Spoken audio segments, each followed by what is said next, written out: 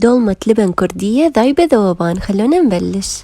أول وأهم خطوة، إذا كنتوا حابين تستخدمون بصل استخدموا بصل أبيض. نفتحه بهذا الشكل، نطلع قلب البصلة راح ينفتح وياكم بكل سهولة. نسلق الورق عنب الجاهز. للحشوة راح نضيف رز مصري، بنت بصل ثوم لحم لبن ليمون وملح الليمون فلفل أسود وملح، ونخلط. وما ننسى أهم شي زيت الزيتون بكمية وفيرة. قاع الجدر راح نحط شوية زيت، نحط عليهم قطع اللحم اختياري وشرائح بطاطا وشوية باقلة، ونبلش بحشي البصل بهذا الشكل ونرصهم بالجدر.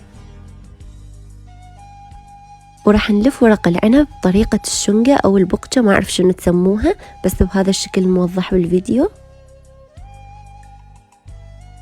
نسوي كل الكمية الموجودة عندنا ونرصها بالجدر.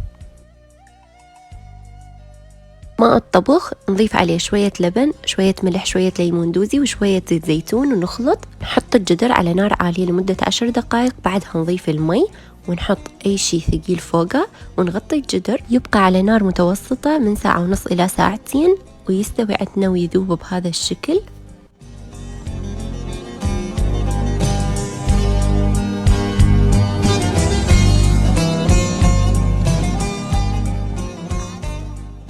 احنا نقدمها بهذا الشكل ويا لبن وثوم. اتمنى تجربوها وانا متأكدة حتعجبكم.